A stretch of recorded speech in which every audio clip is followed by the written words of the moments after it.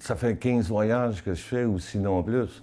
À son retour au pays, ce voyageur est amené dans une salle pour qu'on fouille ses bagages. Ce soir-là, on m'a peut-être ciblé. Nous l'appellerons Pierre, un nom d'emprunt, parce qu'il craint d'être à nouveau la cible des douaniers.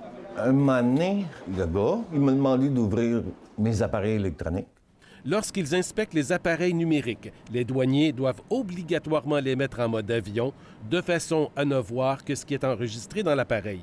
La manière dont les douaniers ont fouillé les appareils numériques de Pierre inquiète le commissaire à la protection de la vie privée du Canada. L'agence et ses douaniers ont dépassé la limite de ce qui est acceptable pour respecter les renseignements personnels des citoyens canadiens qui rentrent au pays. L'équipe de Daniel Thérien a enquêté sur 5 autres cas. Toutes les plaintes ont été jugées fondées. Ce qu'ils ont fait n'était pas illégal, mais c'était contraire aux politiques et contraire certainement à une compréhension moderne de la vie privée quant au contenu des appareils électroniques.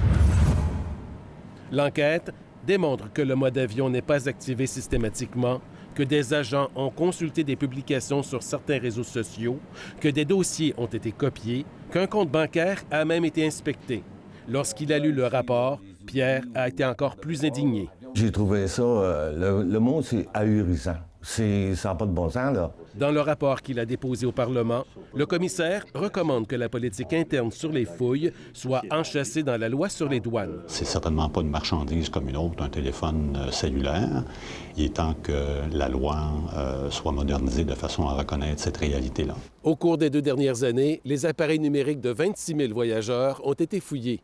Le ministre de la Sécurité publique, Bill Blair, est d'accord pour examiner la proposition du commissaire. Ici François Dallaire, Radio-Canada, Montréal.